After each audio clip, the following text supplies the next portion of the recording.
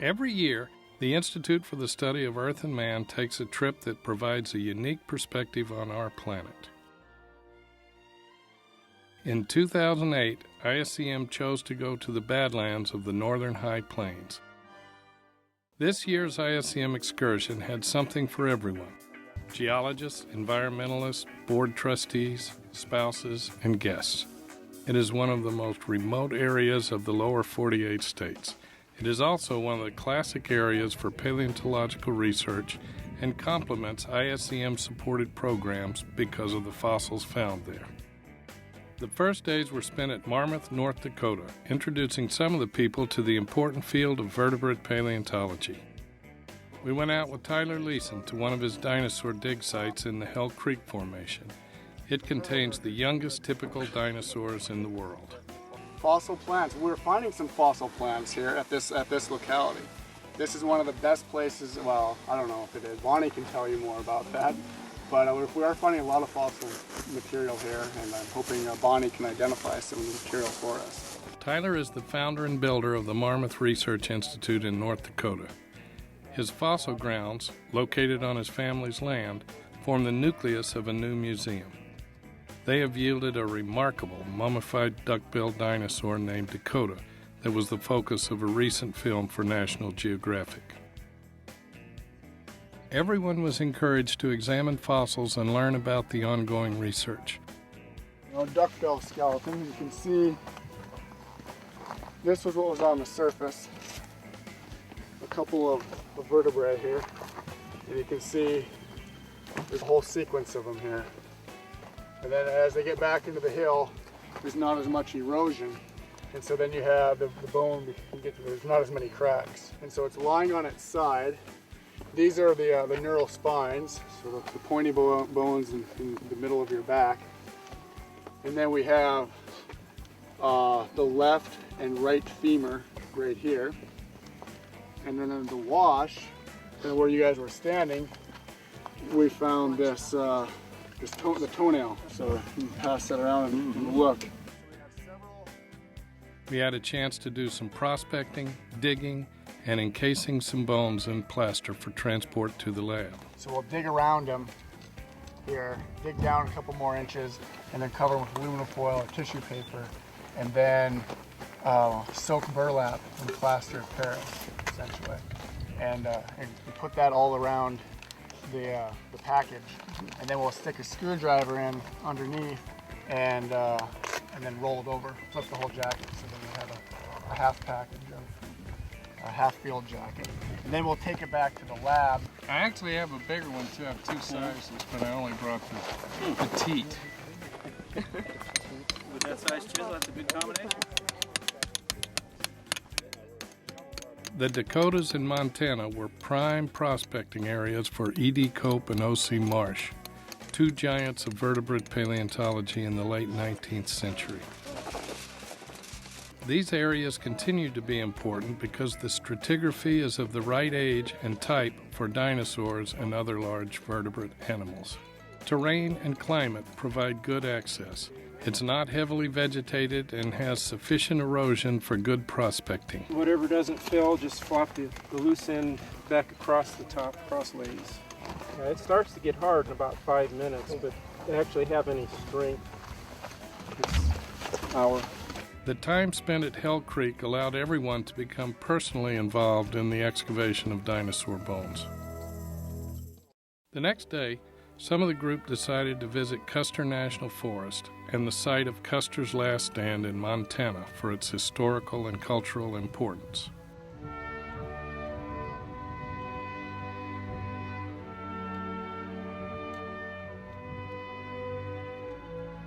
Custer's body was found near the top of what is now Custer Hill, also known as Last Stand Hill.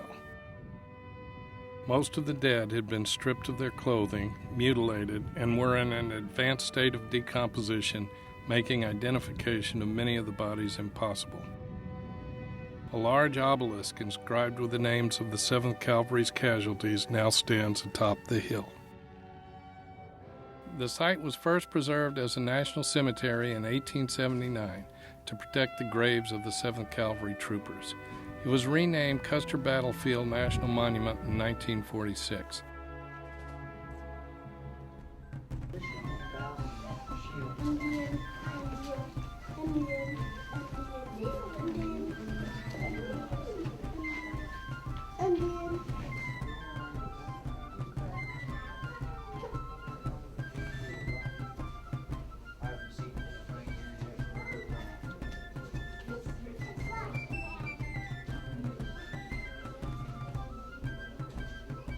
Some of the archaeological work at Custer Battlefield National Monument was done by Vance Haynes, formerly a faculty member at SMU.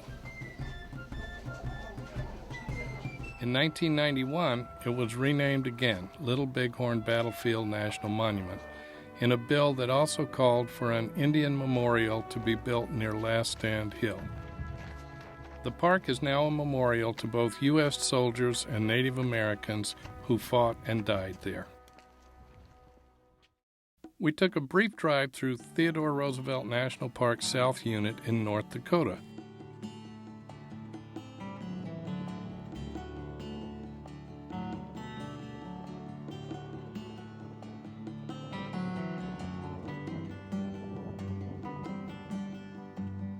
The South Unit features a 36-mile scenic drive and is anchored by the Old West town of Medora. Teddy Roosevelt would never have become president but for what he learned in North Dakota. That's right.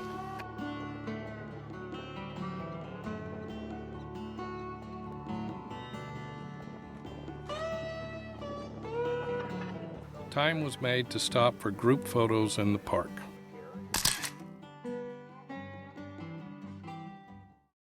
In the afternoon, the group toured Red Trail Energy, a coal-fired ethanol production facility in Richardton, North Dakota.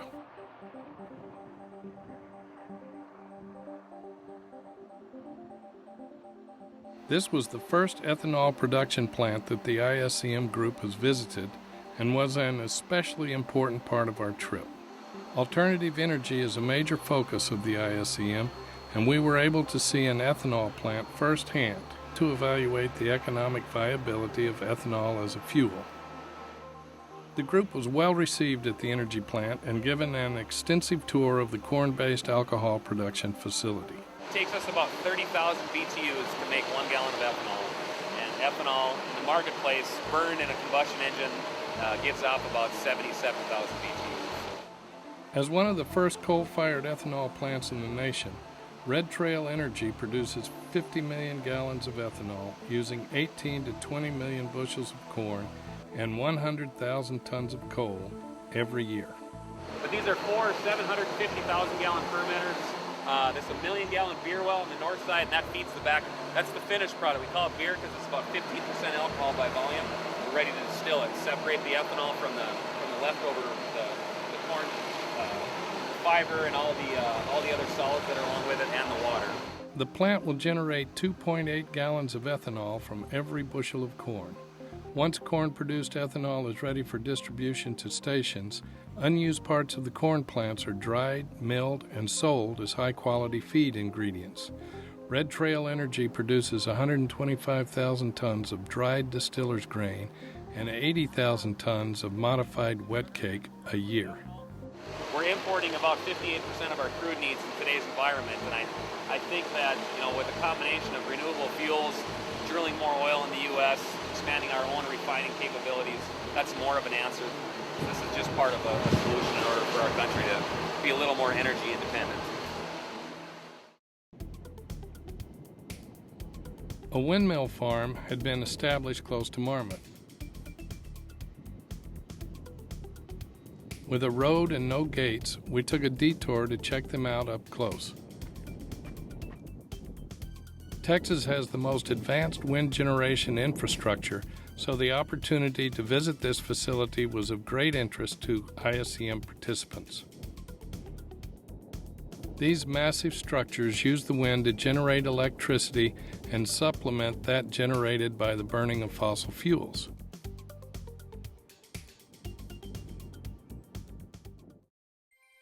On the way to the South Dakota School of Mines, we took a day visit to Mount Rushmore and Crazy Horse monuments to view these national treasures. Everyone was on their own to visit the magnificent carvings in granite and schist. Doane Robinson is known as the father of Mount Rushmore. It was his idea for colossal carvings in the Black Hills. He wanted to create an attraction that would draw people from all over the country to his home state. In August of 1924, he contacted Gutzon Borglum to carve the memorial. Borglum accepted and began working on the project in August of 1925. Over 90% of Mount Rushmore was carved with dynamite. Blasting removed 450,000 tons of rock from the mountain. Mount Rushmore National Memorial is carved in granite, so it is very resistant to erosion. Given precautions against cracks caused by freezing and thawing, the monument should last for a geologically long time. The Crazy Horse Memorial is in the Black Hills of South Dakota, just 17 miles southwest of Mount Rushmore. It is home to the world's largest mountain sculpture in progress.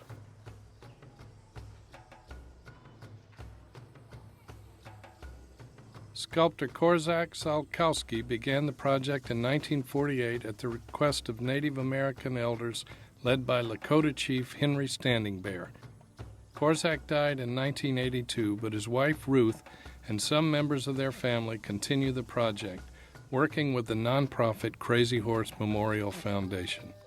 The memorial's visitor complex includes the Welcome Center, theaters, the Indian Museum of North America,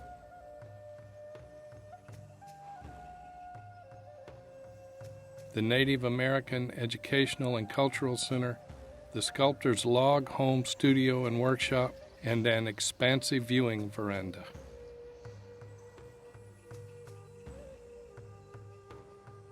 The Crazy Horse Memorial Mountain Crew uses precision explosive engineering to carefully and safely remove and shape the rock of the mountain. The memorial has received many generous gifts of construction equipment and materials over the years. This Buddha was a very popular gas or gasoline engine. It was widely used in the oil field, among other places, in its day. Such equipment has served the memorial well, but the operation faces a constant challenge of replacing this equipment. This is for mining, huh? That's the supply. This is the big driller used to drill in. Shot hole. Shot hole. Oh, okay. The mountain crew still uses some donated equipment that is 30 or more years old. Because of our ties with South Dakota School of Mines, we were able to get a personal tour from the man who made the map of South Dakota. Our host and tour guide was Dr. James E. Martin, professor of geology at the South Dakota School of Mines. He gave us a tour of the museum at the school, where they have a collection of fossils that were found in this region of the country.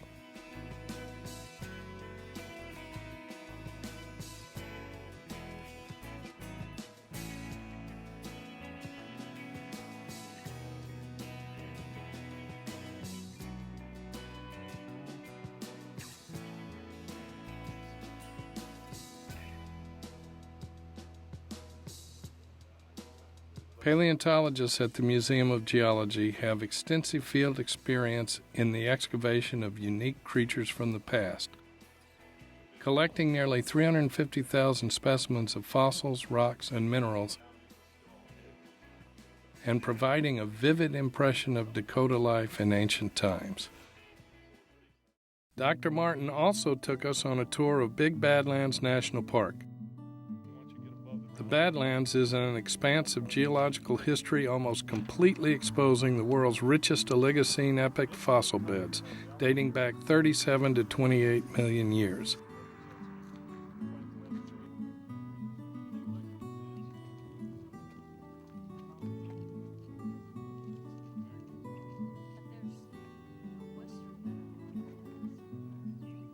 And then that weird Oreodon leptokini I talked to you about, but I still don't know what it was doing for a living.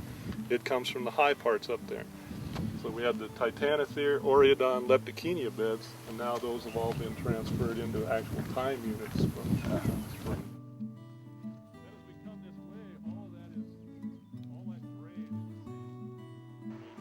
The evolutionary stories of mammals such as the horse and rhinoceros arise from the 244,000 acres of sharply eroded buttes, pinnacles, and spires.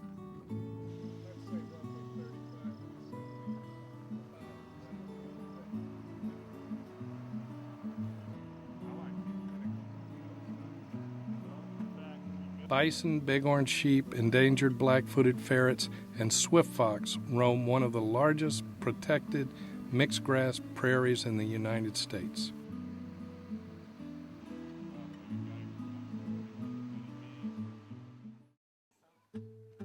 The National Park Service, working with South Dakota School of Mines and Technology, will spend another summer at a 30-million-year-old pig wallow site nicknamed the Big Pig Dig. From early June through late August, student paleontologists carefully remove eons of sediment to expose more mysteries buried deep within the Badlands strata.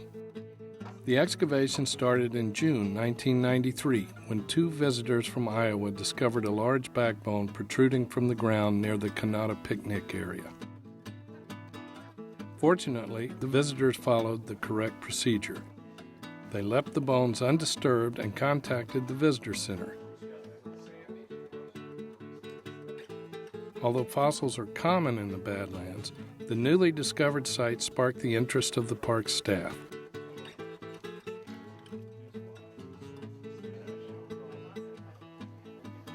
Originally thought to be a 4-day excavation, the site is now in its 15th season.